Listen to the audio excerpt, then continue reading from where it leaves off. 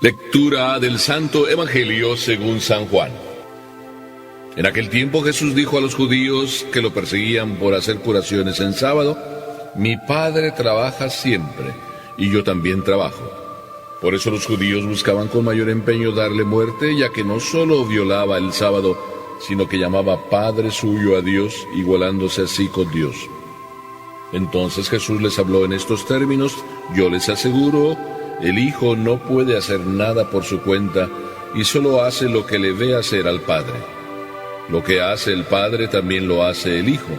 El Padre ama al Hijo, y le manifiesta todo lo que hace. Le manifestará obras todavía mayores que estas para asombro de ustedes. Así como el Padre resucita a los muertos y les da la vida, así también el Hijo da la vida a quien Él quiere dársela. El Padre no juzga a nadie, porque todo juicio se lo ha dado al Hijo, para que todos honren al Hijo como honran al Padre. El que no honra al Hijo, tampoco honra al Padre. Yo les aseguro que quien escucha mi palabra y cree en el que me envió, tiene vida eterna y no será condenado en el juicio, porque ya pasó de la muerte a la vida. Les aseguro que viene la hora, y ya está aquí, en que los muertos oirán la voz del Hijo de Dios, y los que la hayan oído vivirán. Pues así como el Padre tiene la vida en sí mismo, también le ha dado al Hijo tener la vida en sí mismo, y le ha dado el poder de juzgar, porque es el Hijo del Hombre.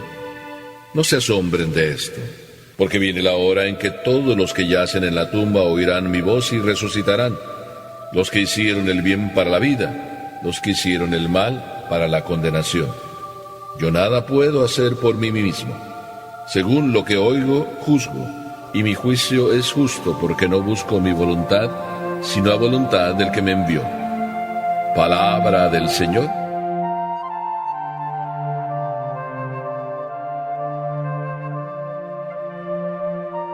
Mi Dios lo quiere, así decía un día un buen niño con quien estaba conversando. Mi Dios lo quiere. Estábamos hablando sobre cómo hacer para comportarse bien, cómo hacer para sacar buenas notas. Le estaba yo preguntando qué hacía normalmente durante el día en la escuela. Y me empezó a contar todo lo que hacía en la escuela, cómo jugaba, estudiaba y cómo se esforzaba por hacer todas las cosas bien. Cuando él me estuvo contando todo de cómo se esforzaba por hacer todas las cosas bien, se me ocurrió preguntarle por qué hacía las cosas o por qué buscaba hacer todas las cosas bien. Y simplemente me dijo: porque mi Dios lo quiere. No andes diciendo mi Dios lo quiere, porque no es solo tuyo, es también mío. Mi Dios lo quiere. Una frase muy bonita, revelando cuál era la actitud de él de cara a Dios. Casi siempre, más bien, es al revés que nosotros vamos actuando. Alguno hace algo y le pregunta a uno: ¿y por qué lo hiciste? Porque me da la gana, porque eso es lo que quiero hacer. ¿Qué? ¿No puedo hacer otra cosa? Así a veces respondemos. No es muy común decir: voy a hacer lo que Dios quiere. Sin embargo, en este Evangelio, Jesucristo viene a decirnos algo bien importante. Jesucristo lleva en el Evangelio en estos días diciéndonos que hacía milagros, y casi todos los milagros los hacía en sábado. Y se metió en líos y en problemas por andar haciendo las cosas en sábado. Y querían condenarlo porque violaba el sábado. Y Jesucristo vino a decirles que acaso no es más importante vivir el amor y la caridad. Así de que el Hijo del Hombre, que es Jesucristo, tiene derecho no solo de saltarse leyes, sino que es más importante vivir la caridad, porque mi Dios lo quiere. Por tanto, se dedicó a curar y curaba muchas veces en sábado para poder sanar a muchos. Nosotros a veces somos todo lo contrario.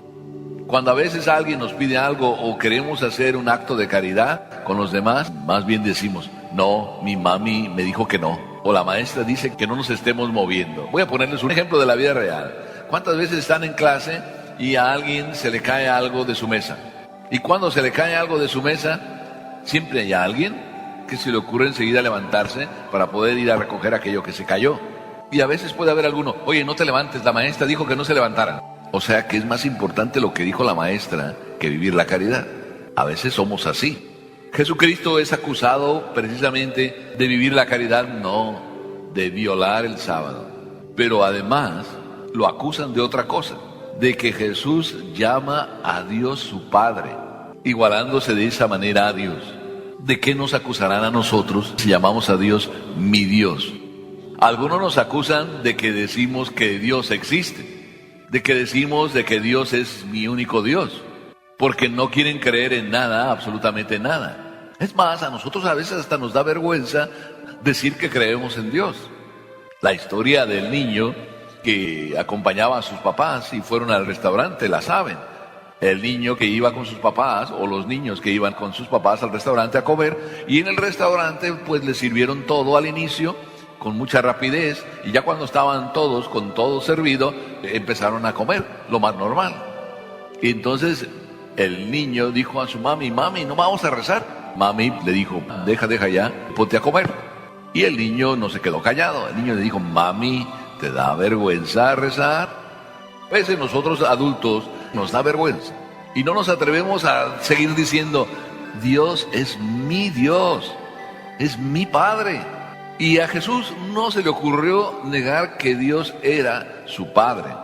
Más aún, el Evangelio continúa diciéndonos de que todo aquel que cree en Dios y que lo llama a Dios su Padre, recibirá la resurrección. Y no solo eso, dice, aquel que cree tiene vida, está vivo. Y todo aquel que cree ha venido de la muerte a la vida. Muchas veces por eso estamos muertos, porque nuestra fe es muy flojita, prácticamente ya ni fe es. A veces puedo yo descubrir en las personas si de verdad su fe es tan profunda solamente por la manera como hacen la señal de la cruz. Cuando ustedes empezaron a hacer por primera vez o las primeras veces la señal de la cruz, si fue su mamá la que les enseñó, pues su mamá les agarraba la mano y les pasaba la mano por la frente, bajaba la mano hacia el pecho, después pasaba la mano hacia un extremo del costado y después hacia el otro. Y hacía la cruz perfecta, en el nombre del Padre y del Hijo y del Espíritu Santo. Amén. Y ustedes aprendieron a hacer la señal de la cruz y lo hacían con toda la conciencia, en el nombre del Padre y del Hijo y del Espíritu Santo. Si acaso se les olvidó, en la catequesis volvieron otra vez a recordarla y la maestra en la catequesis les dijo lo mismo. Pero conforme va pasando el tiempo, esa fe que aprendieron, que creían en el Padre, en el Hijo y en el Espíritu Santo, como que ya se van apagando y se van haciendo ¿qué? Rutinarios.